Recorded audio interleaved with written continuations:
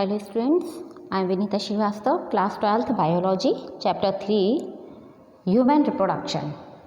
Students, now I will start with the topic that is menstruation cycle. Menstruation cycle क्या है?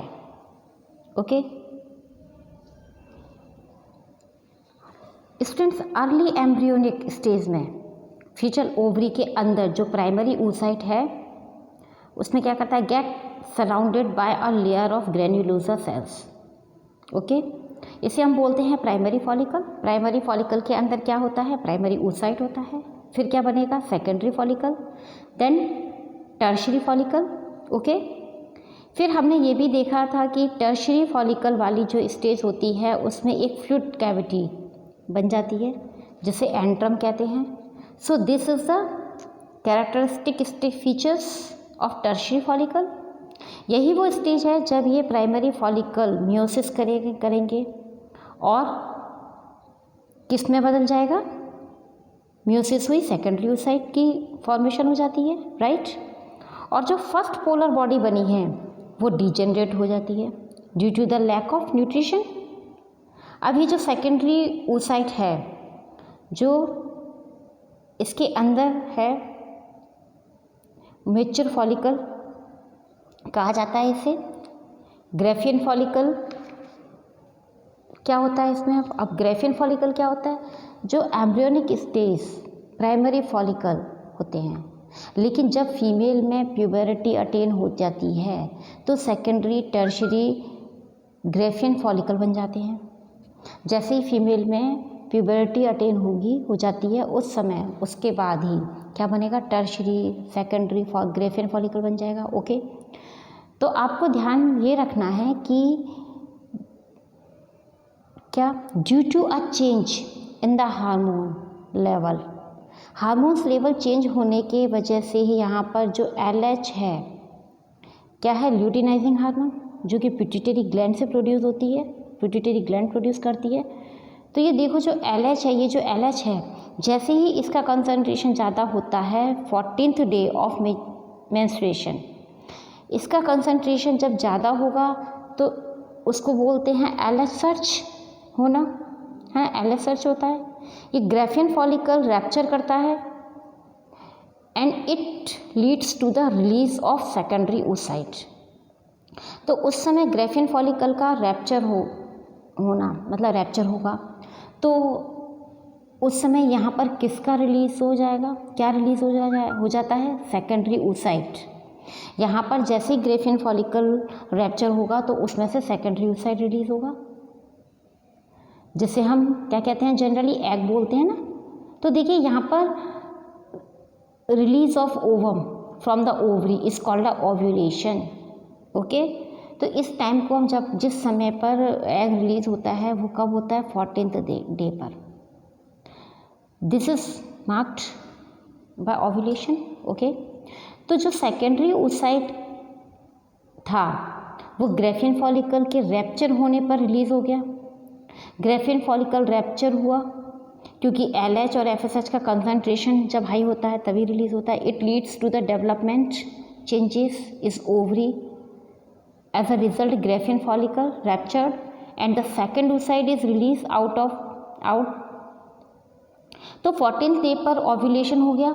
अब यहाँ पर जो सेकेंडरी oocyte है वो वेट कर रहा है कि स्पर्म का अगर स्पर्म आ जाए विदिन 24 आवर्स, क्योंकि 24 आवर्स स्पर्म की जो वायबिलिटी होती है ना वो 24 आवर्स ही होती है, 24 आवर्स होती है.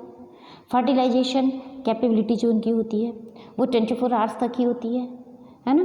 तो ये जो एग है वो वेट करेगा कि जल्दी से जल्दी स्पर्म आए और उसे फर्टिलाइज करे. और उसी समय ये जो ग्रेफियन फॉलिकल है it gets converted into corpus luteum and this corpus luteum is responsible to produce to secrete a hormone which is called a progesterone. इस हार्मोन की क्या ज़रूरत है, this hormone is responsible to maintain the inner most layer of uterus यानी कि endometrium layer को during pregnancy maintain करने के लिए प्रोजेस्टेरॉन हार्मोन की ज़रूरत होती है. Okay,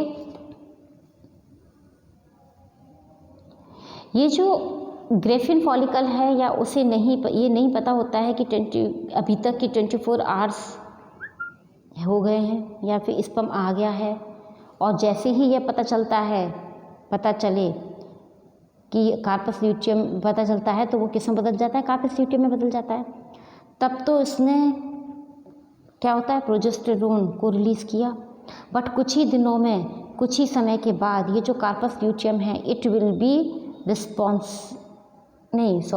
regressive. फिर क्या हो जाता है, डीजेनरेट होना स्टार्ट हो जाता है, कार्पस एल्बिसेंस में कन्वर्ट हो जाता है, और एज अ रिज़ल्ट ये जो प्रोजेस्टेरोन हार्मोन है इसका लेवल भी डिक्रीज़ हो जाता है। तो सिंपल सी बात है, क्योंकि ये हार्मोन रिस्पॉन्सिबल है एंडोमेट्रियम को इंटैक्ट रखने के लिए। ये जो सॉफ्ट स्पंजी लेयर है जो ब्लड वेसल्स की बनी होती है उसको अपनी पोजीशन पर मेंटेन रखने के लिए प्रोजेस्टेरोन ज़रूरी था, लेकिन जब कार्पस ल्यूटियम डिजेनरेट कर जाएगा तो प्रोजेस्टेरोन जो है उसका लेवल भी डिजेनरेट हो जाएगा, एंडोमेट्रियम का कोई ध्यान नहीं रख पाएगा। फिर क्या होगा, जो एंडोमेट्रियम है वो रैप्चर करेगी, जो ब्लड वेसल्स हैं वो ब्रेक कर जाएंगी, वेजाइना से फीमेल की बॉडी से ब्लड रिलीज़ होगा। ओके, जब फीमेल की बॉडी से ब्लड रिलीज़ होगा तो इसे क्या कहा जाता है, मेंस्ट्रुएशन। ओके, ये जो हार्मोन ओवरी पे एक्ट करते हैं ओवेरियन फॉलिकल को डेवलप करना स्टार्ट कर देते हैं। LH FSH को जाकर पिट्यूटरी से ओवेरियन फॉलिकल को डेवलप करना स्टार्ट कर देता है। Not all of them. Follicle के अंदर अनडेवलप्ड एग होता है जो LH और FSH हिट करता है ओवरी को। उसका मेन पर्पस होता है कि फॉलिकल शुड डेवलप। हर महीने एक एग मैच्योर होगा एक ओवरी से। जैसे ही एग यहाँ से रिलीज़ हुआ तो फॉलिकल ट्यूब कैप्चर कर लेगी इस एग को, ओवेरियन फॉलिकल स्टिमुलेट होगी। हार्मोन तो जो दो हार्मोन रिलीज़ होते हैं एस्ट्रोजन और प्रोजेस्टेरोन ओवेरी से, राइट।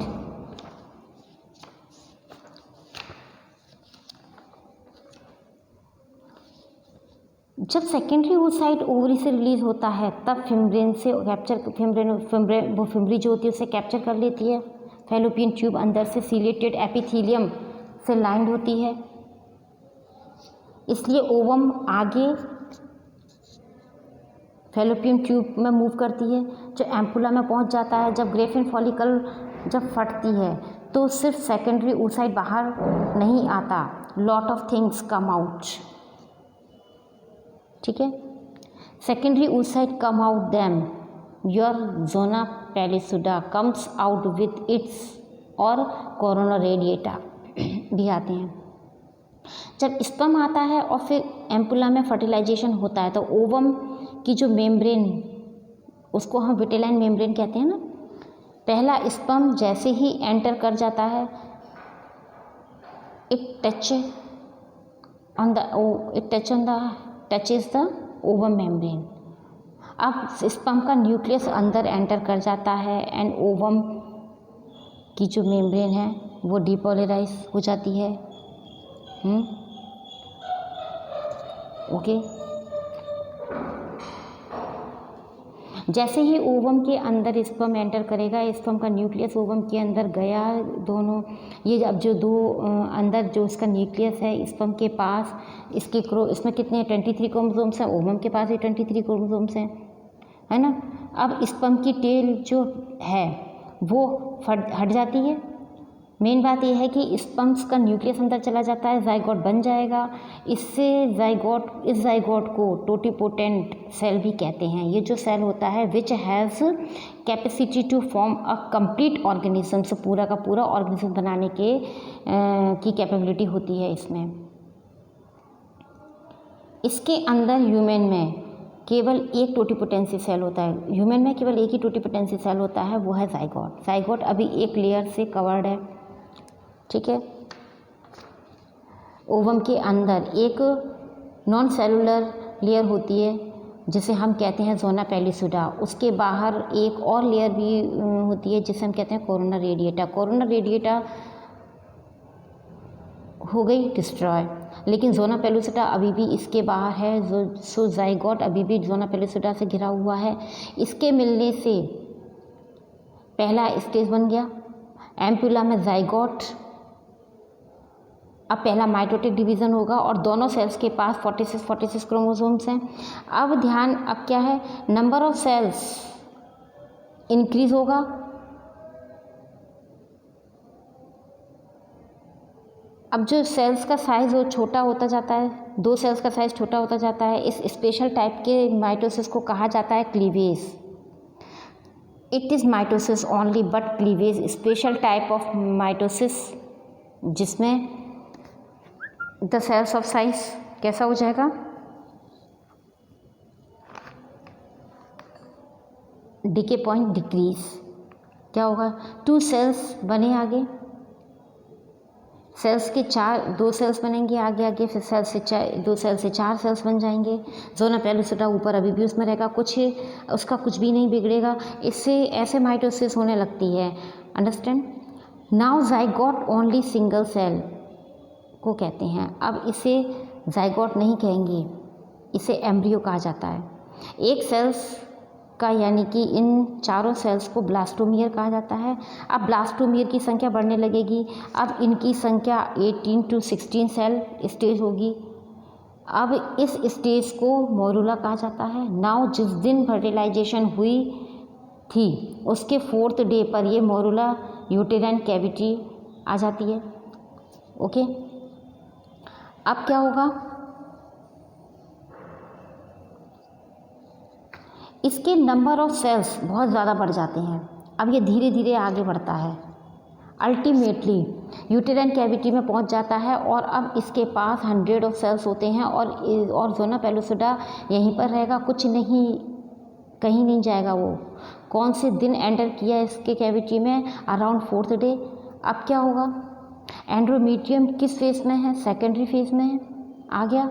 ओव्यूलेशन से पहले वाली स्टेज को पॉलीफ्रेटिव फेज कहते हैं। ओव्यूलेशन के बाद की फेज सीक्रेटरी फेज कहते हैं उसे।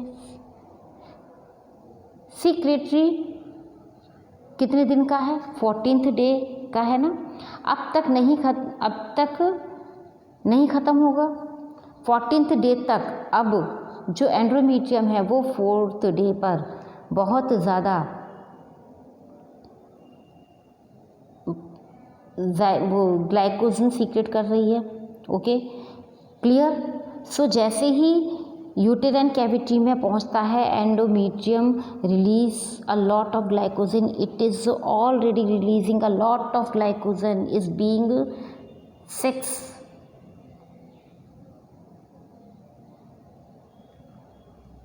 एंड मतलब जो क्या करते हैं, जो ग्लाइकोजन रिलीज होता है तो it enter this structure. So why, because glycogen nutrition, उसको जो हमारा जो है वो खाएगा उसे।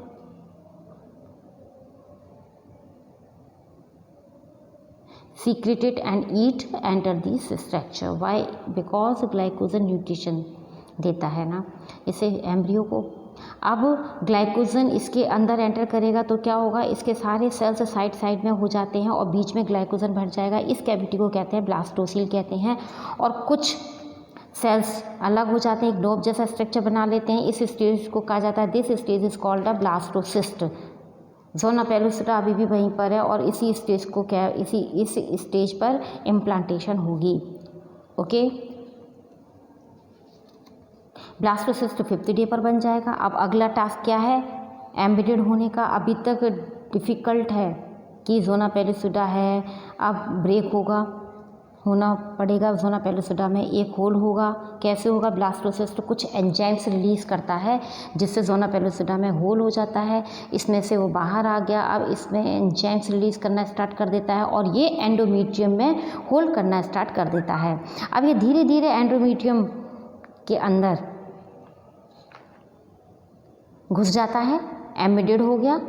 ट्रोफोब्लास्ट का तो साइड में भी सारे जो इनर सेल्स यूट्रस वाली साइड्स में होने चाहिए। अब ये पूरी तरह से क्या बरो हो जाता है। इसी प्रोसेस को कहा जाता है implantation. Okay student, I hope you understand. Thank you. Take care.